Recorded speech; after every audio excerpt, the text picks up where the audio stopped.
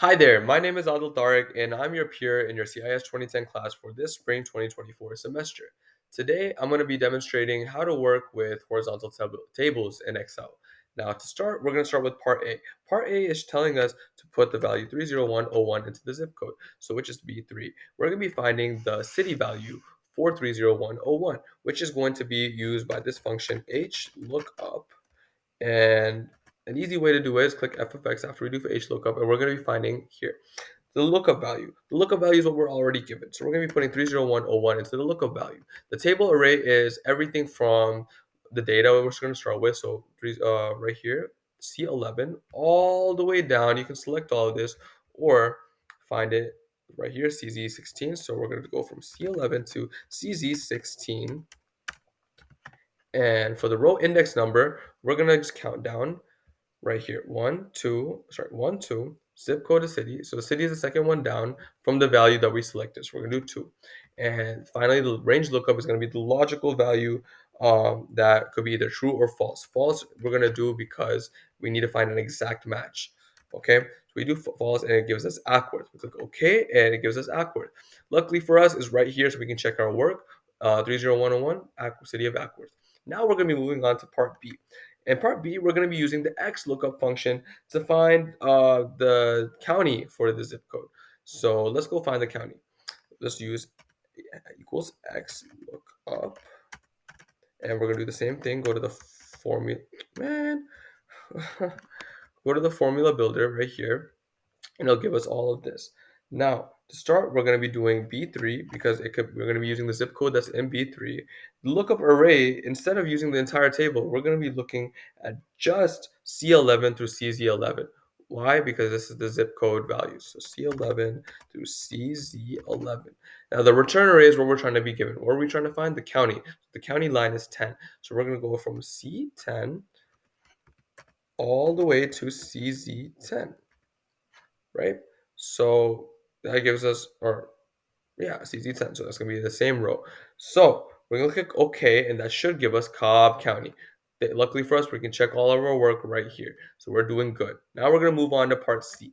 Part C, we're going to be finding the income tax for Cobb County. So we're going to be using the sum if function for this. So equals sum if. And let's go to the function builder. It makes it so much easier.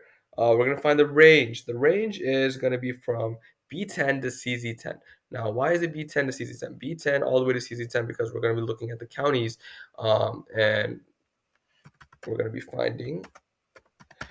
be finding essentially um, what the sum of all of the money, the income tax money that's going to come into into Cobb County. So the criteria is going to be what B5, right? This is what I was trying to explain.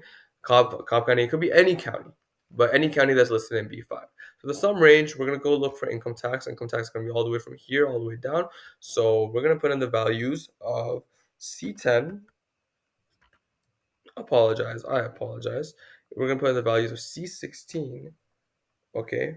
In fact, B16, in fact, because we're going to be looking at the whole row all the way to CZ16.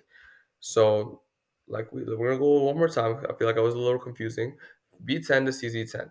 Okay, that's going to be from here all the way down for the counties. B16 to CZ16 is going to be the income tax, and the criteria is B5, whatever county is in here. We're going to click OK, and that gives us the value of the income tax right here. So to make it a little easier to read, we can do right here, comma, and put money sign in there. Make this a little bit longer so we can read it. And this is the entire income tax. Now to check our work to see if we're doing okay, we're gonna do a different zip code value in here. And the zip code value we're gonna do is like 30518. It could be anything, and 30518 is gonna be Ackworth, and it's gonna correlate to Ackworth, and we can find that if you go all the way down. But the whole point of this is that you can find the values for the zip code that you're looking for. So moving on to part D, we want to make this a little bit easier to read. So what we're gonna do is we're gonna grab everything from C10 all the way until CZ16. So this is gonna be our entire table. Keep going, keep going, keep going. Okay, CZ16. And now what we're gonna do is we're gonna go to the sort and filter function under editing. We're gonna do custom sort. Custom sort, we're gonna go to row 10 and sort by, keep cell values, and we're gonna go from Z to A. That's the order that we're going to try to find. Now it reorganizes all of this into a different, easier to read, basically. And this is it. Thank you for, thank you for listening to my demonstration. And to end it off, I want to tell you guys a joke. Why did the Excel user get lost in the supermarket? You might ask.